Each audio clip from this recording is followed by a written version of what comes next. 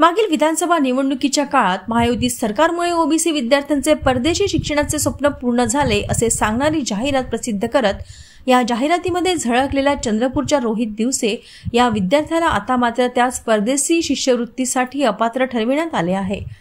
राज्यातल्या ओबीसी अनुसूचित जाती जमातीतल्या मुलांना परदेशी शिक्षण घेता यावं यासाठी सरकारची शिष्यवृत्ती योजना आहे।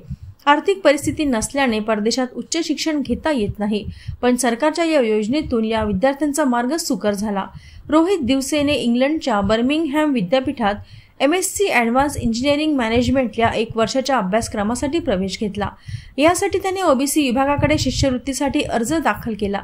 त्यानंतर कागदपत्रांची छाननी करून त्याला पात्र ठरविण्यात आले।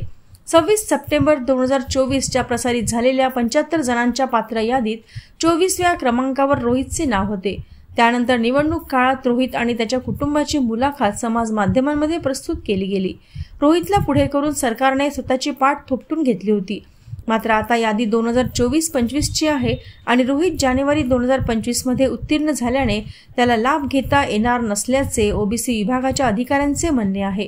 यादीत नाव आल्यामुळे रोहितने शिक्षणासाठी 50 लाखांचे कर्ज काढले आणि बर्मिंगहॅम विद्यापीठात गेला। मात्र आता अपात्र ठरवल्याने त्याच्यासमोर गंभीर समस्या उभी राहिली आहे। तर रोहितचे शिक्षण पूर्ण करण्यासाठी रोहितच्या आईने शिक्षण पूर्ण करण्यास करता 50 लाखाचं कर्ज देखील घेतलेलं आहे। आता त्याच्यावर व्याज मोठ्या प्रमाणावर वाढत असल्याने भरायचं कसं ही चिंता रोहितच्या आईला सतावते आहे। त्यामुळे सरकारने आता लवकरात लवकर शिष्यवृत्तीबाबत तोडगा काढावा अशी मागणी होत आहे।